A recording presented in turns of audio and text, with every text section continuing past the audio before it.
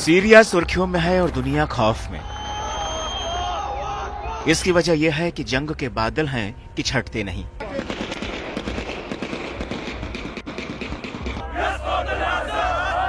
रूस यूक्रेन की जंग के बाद Israel Hamas, Israel Iran, Israel Lebanon के जंगी धमाकों ने दुनिया को दहलाने का काम किया। तो अब सीरिया नाम के देश ने सबको सरप्राइज कर दिया है। सीरिया में विद्रोहियों ने राजधानी दमिश्क पर कब्जा कर लिया है। विद्रोहियों ने राष्ट्रपति बशर अल असद की 24 साल पुरानी सत्ता को उखाड़ फेंका है। असद के तख्ता पलट के साथ ही सीरिया में अब एक नया नायक उभर कर सामने आया है, जिसे लोग सीरिया का सुल्तान कह रहे हैं। इस शख्स का नाम है अबू मोहम्मद अल जुलानी।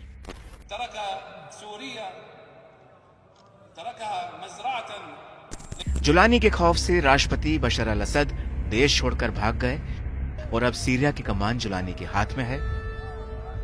सीरिया में तख्ता पलट को अंजाम देने वाला अबू मोहम्मद अल जुलानी विद्रोही गुट HTS सीरिया का चीफ है।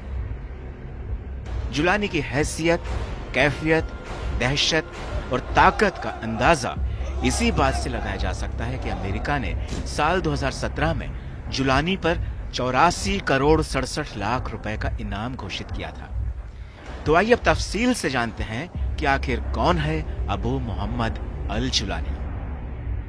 हयात तहरीर अल शाम के लीडर अबू मोहम्मद अल जुलानी का जन्म साल 1982 में सऊदी अरब के शहर रियाद में बताया जाता है। अल जुलानी के पैदाइश के दौरान अहमद हुसैन अल शरा नाम रखा गया। जुलानी के पिता सऊदी अरब में पेट्रोलियम इंजीनियर का काम करते थे।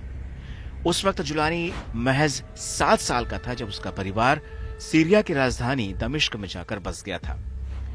लेकिन साल 2003 में इराक पर अमेरिका के हमला करने के बाद इसका जुलानी पर खासा असर पड़ा। वो केवल 21 साल की उम्र में ही इराक चला गया और अमेरिका के खिलाफ हमलों को अंजाम देने के लिए अल कायदा में शामिल हो गया। साल 2006 में इराक में अमेरिकी सेना ने जुलानी को गिरफ्तार कर लिया। उसको 5 साल तक जेल में रखा गया क्योंकि जुलानी का नाम 2001 में अमेरिका में हुए 9/11 के हमलों में भी आया था, जिसके चलते उसे मोसुल से गिरफ्तार कर अमेरिकी जेल में रखा गया। जेल से रिहा होने के बाद जुलानी IS चीफ बगदादी का करीबी हो गया। बगदादी ने जुलानी को सीरिया में अल कायदा की शाखा अल नुसरा फ्रंट बनाने का काम सौंपा। देखते ही देखते जुलानी का पहला संगठन सीरिया में विद्रोही इलाकों, खासतौर से इदलिब में अपना वर्चस्व बनाने में कामयाब होता चला गया। बाद में यही ग्रुप हयात तहरीर अल शाम यानी HTS बन गया। साल 2013 में अल बगदादी ने अपनी ताकत बढ़ाने का फैसला लिया और सीरिया में ही अपने ग्रुप को बड़ा करने का काम किया। अप्रैल 2013 में अल बगदादी ने अचानक इस बात का ऐलान किया कि वो अल कायदा के साथ अपने सारे रिश्ते तोड़ रहा है और अपने संगठन का विस्तार अब सीरिया में ही करेगा। लेकिन अल जुलानी ने बगदादी के नए समूह ISL से जुड़ने से मना कर दिया और अपने रिश्ते उसने अल कायदा के साथ ही बरकरार रखे। साल 2014 में हालांकि अल जुलानी ने खुद को अल कायदा से भी अलग कर लिया क्योंकि उसका पूरा ध्यान सीरिया में अपने संगठन को मजबूत करने में लग गया। साल 2016 में सीरियाई सेना का कब्जा अलेप्पो पर पूरी तरह से हो गया। अलेप्पो के विद्रोही गुट इदलिब की तरफ बढ़ने लगे। उन हजारों लड़ाकों को अल जुलानी के अल नुसरा फ्रंट से जमीन और आसमान दोनों मिलने लगे। अपनी बढ़ती ताकत को देखते हुए फिर जुलानी ने अपने ग्रुप का नाम अल नुसरा फ्रंट से बदलकर जबाह फतेह अल शाम कर दिया। इसके बाद साल 2017 में अल जुलानी ने HTS बनाने के लिए कई समूहों के साथ मिलकर अपने HTS को मजबूत तरीके से खड़ा करने का काम किया। पहले ही दिन से HTS का मकसद सीरिया के राष्ट्रपति असद का तख्ता पलट करना था। साल 2018 में अल जुलानी के संगठन HTS को आतंकी संगठन घोषित कर दिया गया। जुलानी पर $10 मिलियन का इनाम रखा गया।